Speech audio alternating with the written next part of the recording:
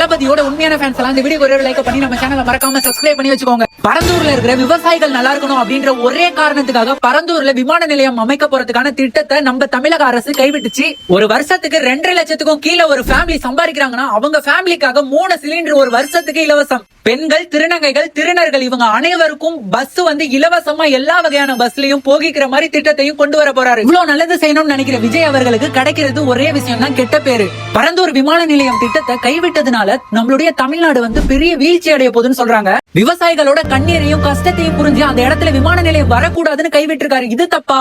எல்லாருக்கும் 6 சிலிண்டர் கொடுக்குறேன்னு சொல்லிட்டு எப்படிங்க இப்ப 3 சிலிண்டர் சொல்றாரு? அதுவும் 2.5 லட்சத்துக்கும் கீழே சம்பாதிக்கிறவங்களுக்கு மட்டும்னு அப்படின்னு கேக்குறீங்க. வாஸ்தவமான கேள்வி. ஆனா சிலிண்டரோட தட்டுப்பாடு என்னன்னு நம்ம எல்லாருக்குமே புரியும். இந்த வாக்குறுதியை கொடுத்தது தப்புதான். 6 சிலிண்டர் எல்லாம் யாராலையுமே கொடுக்க முடியாது. ஆனா 3 சிலிண்டர் தராரு. இது எவ்வளவு பெரிய விஷயம். அதாவது 1 சிலிண்டர் கொடுத்திருக்காங்களா, வருஷத்துக்கு 3 சிலிண்டர் கொடுக்குறாரு. இதுக்கு மேல உங்களுக்கு என்ன வேணும்? டிவிகேவோ டிஎம்கேவோ நல்லது பண்றப்ப தட்டி கொடுக்கணும், தப்பு பண்றப்பதான் தட்டி கேட்கணும். ஆனா நீங்க நல்லது பண்றப்பே தட்டி கேட்டா என்ன நியாயம்?